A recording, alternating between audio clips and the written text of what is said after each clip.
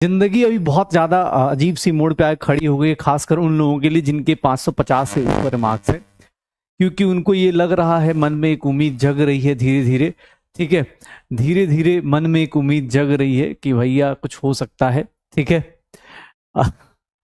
तो भाई देखो, आज रिजल्ट आए हुए 15 दिन हो गए। ठीक है, रिजल्ट आए हुए 15 दिन हो गए। 15 दिन के अंदर जो सरकार है और जो एनटीए है, पहले 10 दिन तक तो कुछ सुन नहीं रहा था, लेकिन अब 5 दिन के अंदर, लगातार 5 दिन के अंदर कुछ ना कुछ चेंजेस हो रहे हैं। ठीक है, तो भैया एक सिंपल सी बात है तुमसे, खासकर उन लोगों से, अगर किसी को लगता है, क्योंकि मेरे पास बहुत सारे मैसेज आ रहे और मैं सबको रिप्लाई करना मुश्किल हो रहा है, अगर तुम्हें लगता है, मैं बार बार बोल रहा हूं, जिनको भी लगता है, कल क्लास में बोला है, आज भी ये बोल रहा हूं, जिसको भी लगता है, देख लो, नीट 2024 होने के चांसेस, रीनीट होने के चांसेस हैं, नहीं भी हैं। अगर आपको लगता है, अगर आपके मार्क्स ग्रेटर देन 550 के ऊपर हैं और आपको लगता है कि आप कुछ करना चाहते हो, अगर रीनीट हुआ तो प्लीज आप यहां पर टाइम मत वेस्ट करना। मेरे हिसाब से देखो, गवर्नमेंट का कोई भरोसा नहीं है। ठीक है, और मतलब होता है ना, कुछ लोग होते हैं, जब तक कोई 25 लोग ना बोलें कि बेटा तुम कुछ गलती कर रहे हो, तब तक वो मानती नहीं है। कल सुप्रीम कोर्ट ने बोल दिया है कि 0.01% भी अगर कुछ हुआ तो हम लोग कुछ कर लेंगे। तो रीनेट के चांसेस, बोल सकते हैं कि प्रोबेबिलिटी, ये जो है ना, अपने पास प्रोबेबिलिटी की बात की जाए तो इसकी प्रोबेबिलिटी थोड़ी ज्यादा है, लेकिन वो तभी होगा जब सुप्रीम कोर्ट वर्डिक्ट हो देगा। क्योंकि गवर्नमेंट को करना होता, हमारे एजुकेशन मिनिस्टर को करना होता, तो अभी तक कुछ ना कुछ स्टैंड ले चुके होते। रियलिटी ये है, तुम्हें ज्यादा अच्छे से अभी गवर्नमेंट का आइडिया हो रहा होगा। अगर सुप्रीम कोर्ट ने बोला तभी होगा, अदरवाइज नहीं हो सकता। मुझे नहीं लगता गवर्नमेंट उस मूड में है कि वो इस तरह काम करें। ऑलरेडी बहुत सारे लोग उसमें, उनकी पार्टी के, किसी और पार्टी के लोग इन्वॉल्व हैं। बट जो भी है, चलो देखते।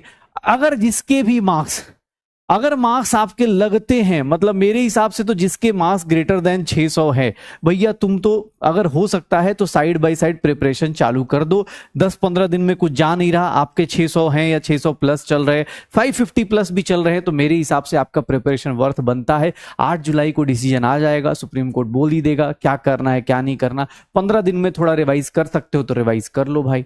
हो सकता है रीनीट हो जाए तो ज्यादा टाइम देगी नहीं गवर्नमेंट, फिर से कचरा कोई मतलब साफ करने का टाइम देगी। तो रीनीट के लिए भैया देख लेना, प्रिपरेशन अगर करना है तो कर सकते हो। अगर आपके मार्क्स ग्रेटर देन 600 है तो आपको करना चाहिए, आपका शॉर्ट बनता है, आप शॉर्ट कर सकते हो, ये एक चीज कर सकते हो, कोई दिक्कत नहीं। लेकिन भाई किसी की अगर 400 है, 300 है, 200 है और 150 है, अगर आपने 12th के साथ नीट दिया था तो फालतू की इन सब चीजों पे टाइम मत वेस्ट करना। आपके लिए एक ही नीट है और अगले साल का नीट आपको पता है, नीट 2025 के लिए। ठीक है, नीट 2025 आपका टारगेट होना चाहिए। अगर आपका नीट 2024 में,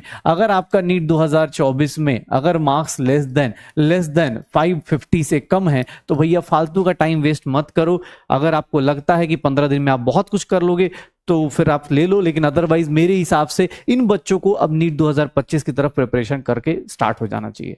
ठीक है, 550 प्लस वाले लोग इधर जा सकते, उनके ऊपर है। मेरे हिसाब से अगर आपको वर्थ बनता है तो करो, अदरवाइज मुझे नहीं लगता। 8 जुलाई को पता चल जाएगा, लेकिन हाँ, कुछ कुछ प्रोबेबिलिटी बढ़ती जा रही है, रीजन की सुप्रीम कोर्ट थोड़ा सा गवर्नमेंट को लपेटने के मूड में है। बाकी अपने पास जो लोग इससे कम हैं, उन लोगों को नीट 2025 स्टार्ट कर दीजिए। आप नीट 2025 के लिए बात करने शुरू कर दीजिए। आपका टारगेट यही होना चाहिए कि भैया अगले साल एनटीए के हिसाब से अब की बार 700 पार होना चाहिए, और 700 पार वाला नारा आप याद रखिएगा। ठीक है, कि ये क्वेश्चन बहुत आ रहा है लोगों के मन में कि अब जैसे आज ही सुबह सुबह मेरी एक लड़की से बात हुई जिसके 650 नंबर है और उसकी रैंक पीछे फेंक दी गई है, तो फिर उसको यही बोलना पड़ रहा है कि पढ़ लो, कुछ हो सकता है, कहीं कुछ हो सकता है, पढ़ लो। 650 नंबर है तो आप वर्थ बनता है आपका, एक शॉट और दे सकते हो। आपने ऑलरेडी अच्छी प्रिपरेशन करी है, 10-15 दिन में रिवाइज करो, कहानी शुरू करो।